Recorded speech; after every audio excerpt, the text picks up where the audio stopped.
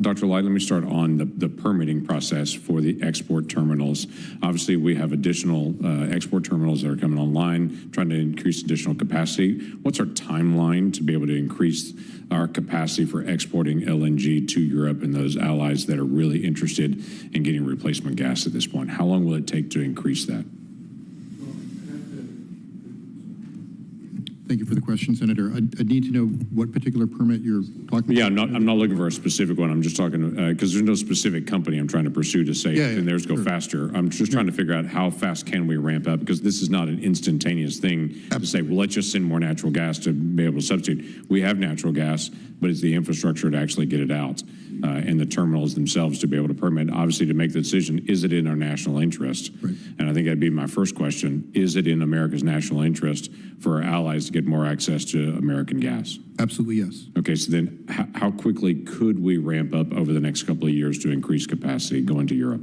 So the department is involved in a number of internal conversations to try to streamline the process, to try to look at what's in the pipeline in terms of applications and make sure that those move forward expeditiously. There's another problem that we're facing, which is that we have permitted much more capacity than we're actually currently seeing. That we're going to have about 20 billion cubic feet per day permitted by the end of this decade. We have 29 that's already been permitted, but there's not movement to construct, right, based on those permits yet. And so that's an additional problem where we don't actually have to wait on the permitting process. It's really, how do you make sure that you don't create this interminable gap and ledge where companies are not moving forward on permits that they already have, and that's something that we're looking at as well. So is the focus on getting permits to say, we'll get you a permit to be able to do this if you're actually going to do it? What's the emphasis? That's part of the calculus there, and we'd be happy to work with your staff. It's my colleague Brad Crabtree, who runs the Office of Fossil Energy and Carbon Management, who's at the front line of that, but I'm in constant conversations with him every day about this. Well, part of the issue for them is they're always looking for long-term contracts to say, okay, if we actually spend the billions of dollars to be able to create this, are we going to be able to get the long-term contracts to be able to actually do it? That'll actually pay for it, obviously, to be able to recoup that cost on it. Is that what seems to be holding some of the companies back, is just the long-term contracting portion of it? I think there's a concern there, and that's one of the reasons that President Biden and President van der Leyen created this U.S.-EU gas task force last March to try to actually drill down into that as one of the key things in order to create investment confidence into the future. Okay, we've had sections of the Northeast United States that have actually been purchasers of Russian gas, which has always been the most ironic thing to me, that the United States is a purchaser long-term of Russian gas because we don't have the pipeline capacity to be able to get American. We have American gas not very far away from it, but just don't have the pipeline capability to actually get there. Where is that gas coming from now that's coming into the northern part of the United States? Because we're not buying it from Russia anymore. We're getting it from where? So this is sort of outside of my lane, but I don't know the answer to you. I'll make sure I get it to you. I believe some of that is coming up from the Gulf and getting redirected, but I don't want to swear to that here.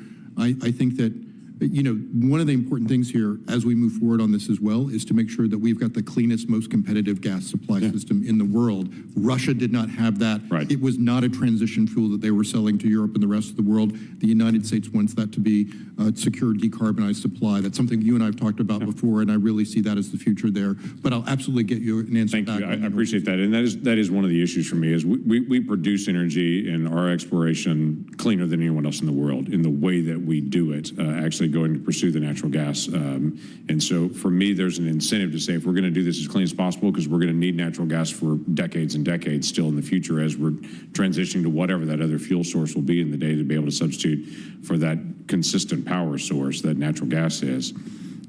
We need to make sure it's coming from the cleanest possible production and exploration that we possibly can.